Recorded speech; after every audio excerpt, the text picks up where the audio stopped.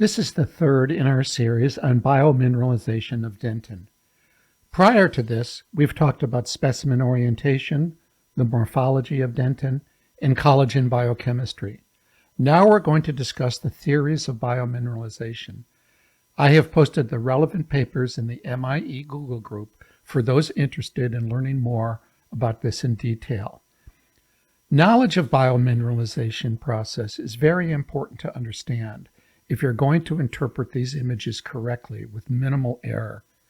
Knowing how dentin is mineralized, as well as what happens when it is demineralized, is the lens through which you want to interpret SEM and TEM imaging. In fibrillogenesis, the process through which collagen turns into the structure of dentin, the 300 nanometer rod-like collagen molecules self-assemble in a staggered manner end to end, leaving gaps or holes between the molecular ends, as discussed in the prior videos on collagen. However, this is only the substructure, and the magic, the control of the nucleating events resulting in mineralization, apparently is controlled by the various non-collagenous proteoglycans secreted by the odontoblast into the predentin.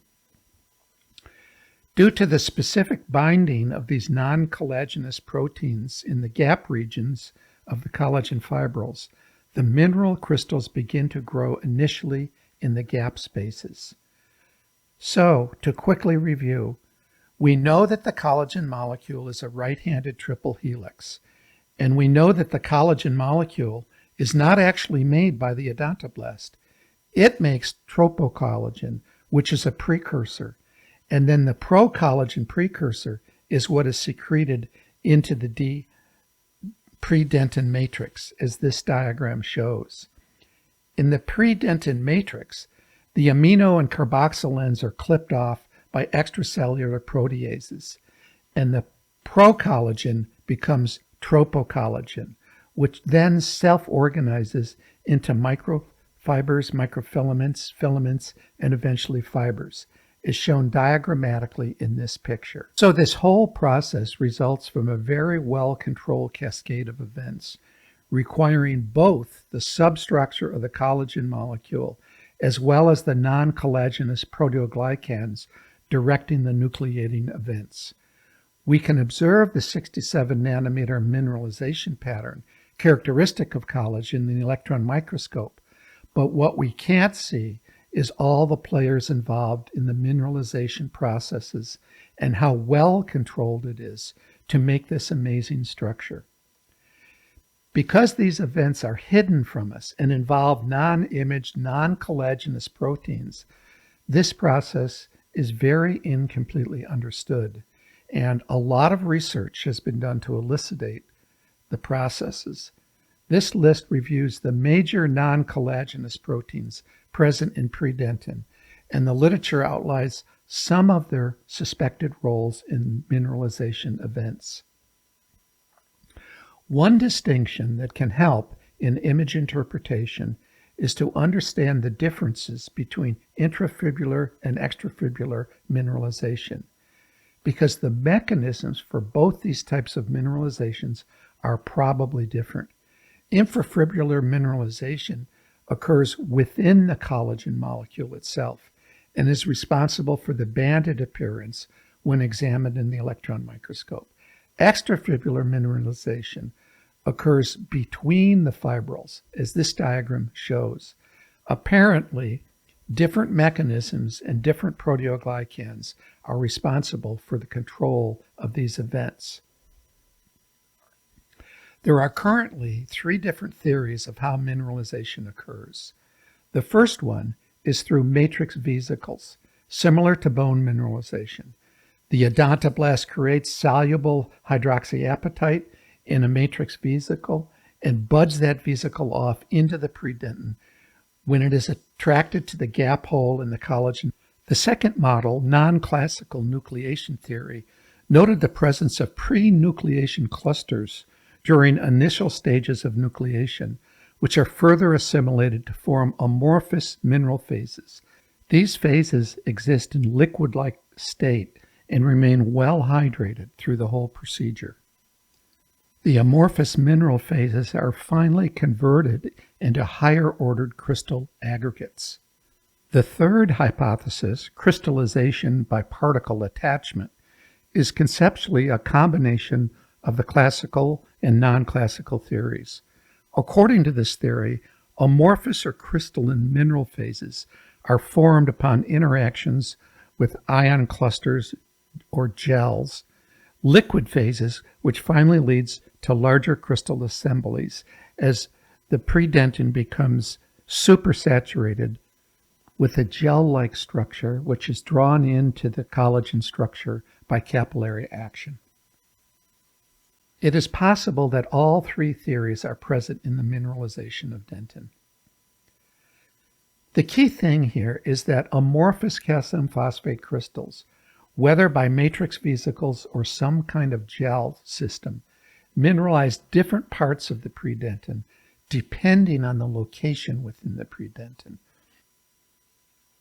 For our purposes, recognizing that amorphous calcium phosphate is present in non-collagenous form is important because these proteins are typically lost during specimen preparation, or they are not visible in the scanning electron microscope, so they are missing from the picture that you look at.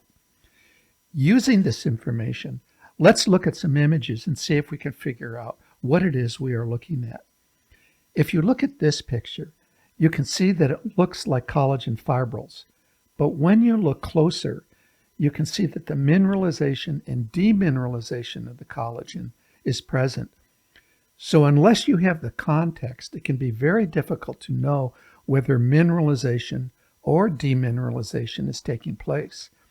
We will encounter this conundrum every time we evaluate images, trying to discern whether we are seeing is part of a natural process or part of the effect of irrigation devices, or if the effect is from specimen preparation procedures. This is what makes image interpretation so challenging. Here is another view of the dentin wall where you can see the chalcospheroids, and a closer look allows you to see the naked collagen fibers completely decalcified. Now, when you look at a picture like this, what you want to think of is, what is it that is missing? Are the non-collagenous proteins mineralized, or are they completely missing? For example, this is predentin, where you can see the odontoblastic process, but what is missing is all the non-collagenous proteins that were present. And they have been removed either through irrigation process or the specimen preparation, so that you get no sense of what was actually above this layer and in between the structures you see and the mineralization front. When you look at an image like this, it is important to ask, what substances were present where you see all the gaps? So they appear as empty spaces, but what was really there was all the non-collagenous proteins that actually control the mineralization process itself. They are hidden from you. Here is a look at predentin, and you can see the mineralization front, but also look at the unremoved material that remains from the predentin and smear layer that is now shrunken down on top of the mineralized material of the predentin. So try to envision what is missing in a picture that results either from the specimen preparation procedure or the irrigation methods used. Most of the time, the non-calcified, non-collagenous proteins have been removed and are missing from the picture. When you use specimen preparation techniques that preserve the non-collagenous proteins, you get a sense for how much that is actually missed through normal specimen preparation. Here you can see a decalcified dentinal tubule where the non-collagenous proteins have been preserved through a special preparation technique, and you get a completely different sense for what is actually present. And in a normal SEM, all of this is missing and dissolved away. This was a preparation intended to view the lamina limitans membrane, and you can see it as a definable structure. When it is subsequently processed again to remove the structure, you see what we typically see in our SEMs, a tubule with little or no peritubular dentin, and definitely no laminolimitans structures. So you want to keep this in mind when you're looking at SEMs. So the first question that should be asked is what is actually missing because of either how the tooth has been treated with the irrigation technique or through specimen preparation techniques. In the next video, we will cover some of the factors to consider in specimen preparation technique and how they affect image interpretation.